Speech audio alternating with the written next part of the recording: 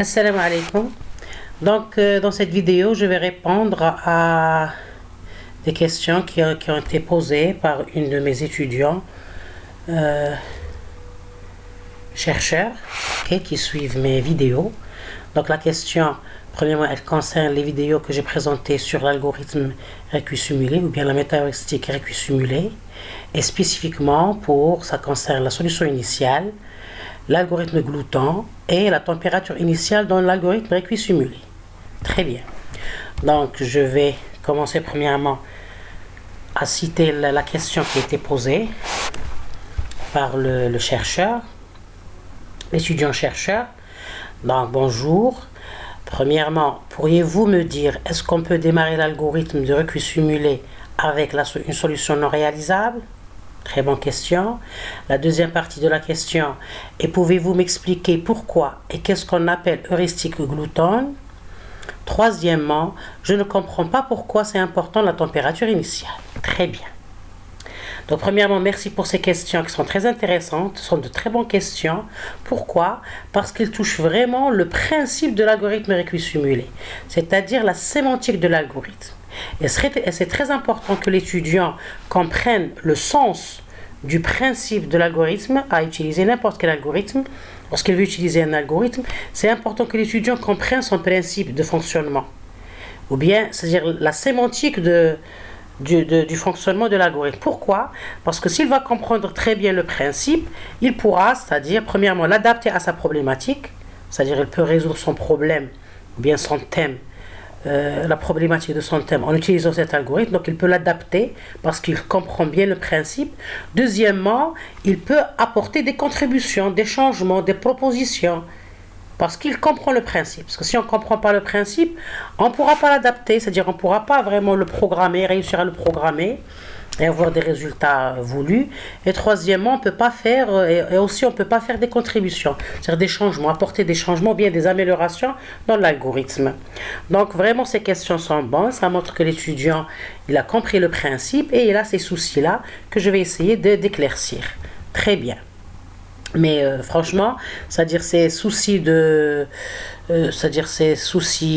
sous forme de questions montrent que vous avez, c'est-à-dire un raisonnement sain sur le principe de l'algorithme récus-simulé. Très bien. Donc je vais commencer. Bon, premièrement, la question, elle concerne les vidéos qui présentent le principe de l'algorithme du récus-simulé et aussi l'exercice corrigé sur le problème de voyageurs de commerce. Donc je vous donne ici le lien que je vais laisser dans la description pour les gens qui n'ont pas suivi ces vidéos. Très bien. Maintenant, je vais commencer par répondre à la partie 1 de la question qui concerne la solution initiale. Donc la question disait, pourriez-vous me dire, est-ce qu'on peut démarrer l'algorithme du récus-simulé avec une solution non réalisable?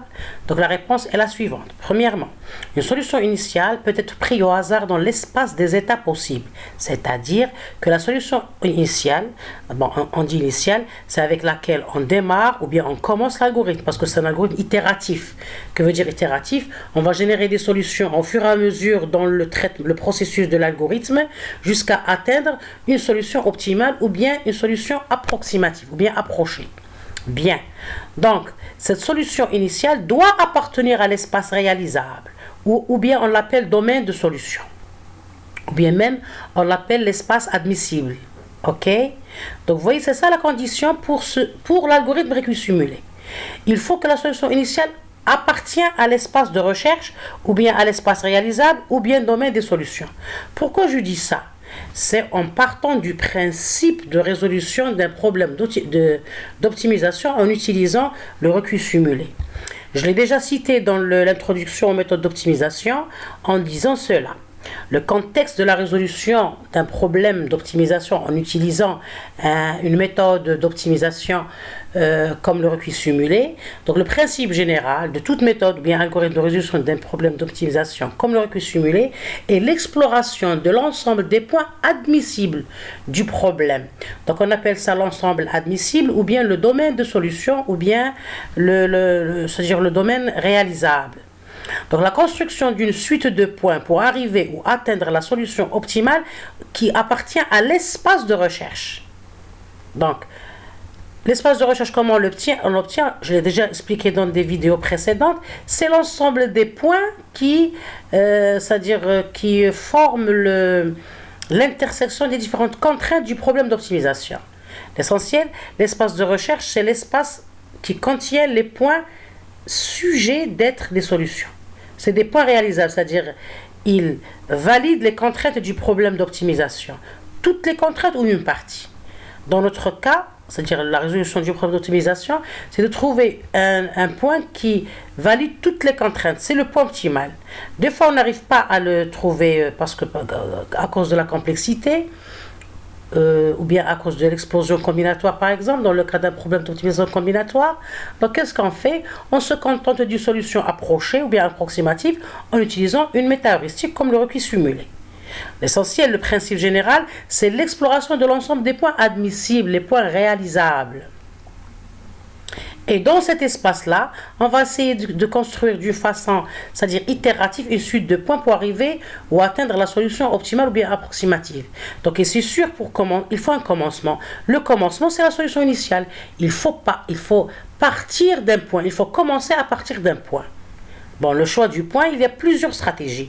On peut le choisir d'une façon, c'est-à-dire générale, on le choisit aléatoirement. Mais on peut toujours cibler la recherche de telle façon à commencer avec un point qui s'approche, bien sûr, grâce à des caractéristiques du problème. On essaie d'adapter une heuristique pour pouvoir choisir un point qui est plus proche du point optimal, pour que la recherche soit rapide, parce qu'on voudrait diminuer la complexité de la recherche du point de la solution optimale. Donc chaque algorithme a sa stratégie pour construire cette suite. Il explore la structure et les données du problème. D'où la diversité des techniques d'optimisation. Donc cela pour nous rappeler que la stratégie ou bien le principe de la résolution d'un problème d'optimisation, c'est la recherche d'un point optimal dans un ensemble de points qui est l'ensemble des points admissibles ou bien l'ensemble des points réalisables. C'est pour cela qu'on ne peut pas choisir un point initial qui n'est pas réalisable. Il doit appartenir à l'ensemble admissible pour valider le principe de l'algorithme. Parce que si on va choisir un point non réalisable, ça va c'est-à-dire nous mener à une divergence. La divergence de l'algorithme. Parce que le principe de l'algorithme ou bien la convergence, c'est-à-dire la convergence de l'algorithme dans son principe, elle a une liaison avec cette idée-là, le fait qu'on explore l'ensemble des points réalisables, on dit points réalisables ou bien points admissibles, qui forment un ensemble qui est le domaine des solutions, ou bien le domaine des points réalisables. Entre ces points réalisables, il y a la solution optimale, ou bien la solution approximative. Vous voyez, donc ça s'équilibre avec le principe de l'algorithme, qui est requis simulé. Bon, pour pouvoir compléter la réponse, je vous dis qu'il existe d'autres algorithmes parce que le domaine de l'optimisation il est très riche et très vaste. Il existe des algorithmes qui peuvent considérer une solution initiale non réalisable. Mais ce n'est pas le requis simulé. Parce que le requis du requis simulé, c'est-à-dire le principe du requis simulé, ou bien la convergence de l'algorithme du requis simulé, elle exige le choix d'une solution initiale qui appartient à l'espace de recherche. Entre autres, il y a d'autres algorithmes qui peuvent considérer une solution non réalisable, c'est-à-dire qui utilisent d'autres stratégies pour explorer l'espace de recherche. Comment? C'est en explorant l'espace de recherche à l'extérieur. Vous voyez, c'est-à-dire l'espace de recherche, c'est une limite. C'est un objectif pour atteindre les points optimaux de l'espace de recherche.